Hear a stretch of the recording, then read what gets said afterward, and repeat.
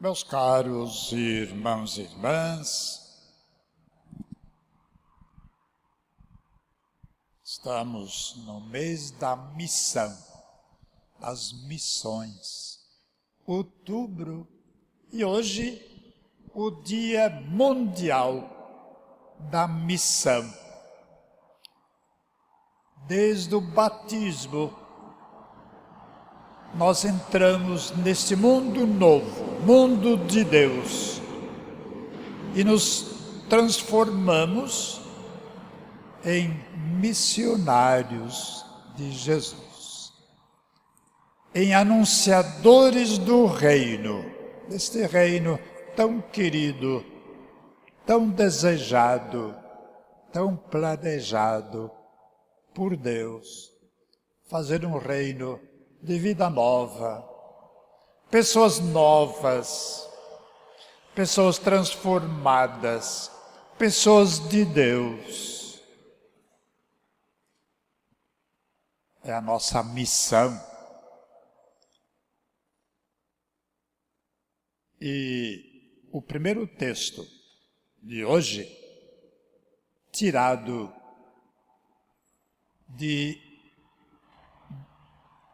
da palavra de Isaías. Isaías, sempre o grande profeta, ouvindo a voz de Deus, ele proclamava ao povo este livro de hoje, também chamado o livro da consolação, porque a mensagem que ele trazia era de consolo e de esperança. Por quê?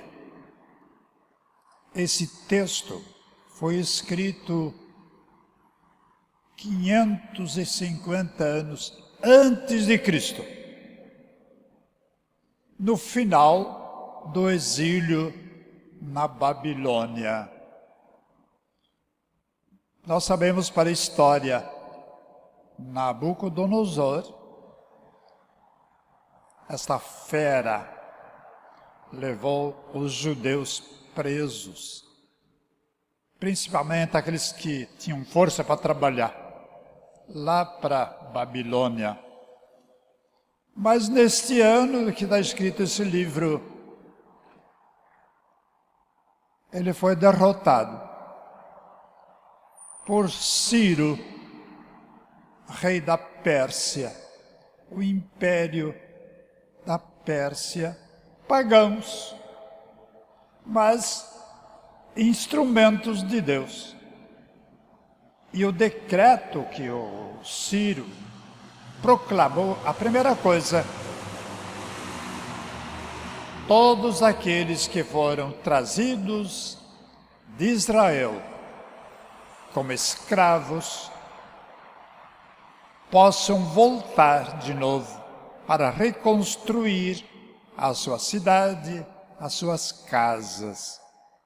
Então, foi a grande mensagem de Deus para este povo. Era o momento, e Ciro foi escolhido para libertar esse povo da escravidão da Babilônia. Então, é um canto de ação de graças. E São Paulo, inclusive, ele diz: Deus é Senhor da história. Senhor da história. E não existe outro Senhor da vida a não ser o único Deus. E ele se considera como instrumento de Deus para anunciar tudo isso ao seu povo tessalonicense. Grande Paulo apóstolo, o missionário, o exemplo de luta, de trabalho, a sua conversão foi para valer e para sempre. No Evangelho, nós percebemos como Jesus teve assim, sempre pessoas que estavam no meio do povo, mas para acabar com essa publicidade, essa popularidade de Jesus, mas eles traziam problemas para ver se era um complô, judeus e herodianos. Eram terríveis. E então eles pensaram, como é que nós podemos, o que é que nós vamos colocar para ver se ele vai se humilhar e vai contra o povo. Se Jesus dissesse, não, vocês não precisam pagar o imposto a César, porque isso é injusto e assim por diante. Não. Se ele dissesse isso, eles tinham motivos suficientes para acabar com a vida dele. E se ele dissesse, não, tem que pagar porque nós dependemos dos romanos e por isso temos que pagar sim. Mais uma vez, ele iria contra o povo. Então, ele pediu, como é que é? Mostre a figura, essa figura. Pergunta, de quem é essa figura? César.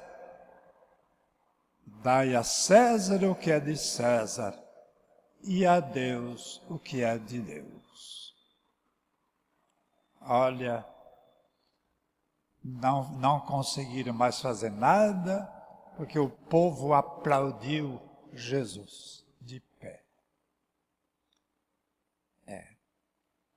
Deu um exemplo de sabedoria e de realmente Ele, o Senhor da história.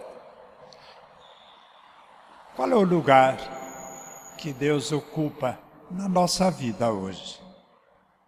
Há gente neste mundo que quer ocupar o lugar de Deus. Tem. E como? E quantos? Nunca vão conseguir. Deus é o grande Deus. Ele que governa o mundo. Ele que tudo sabe. É a sabedoria de Deus.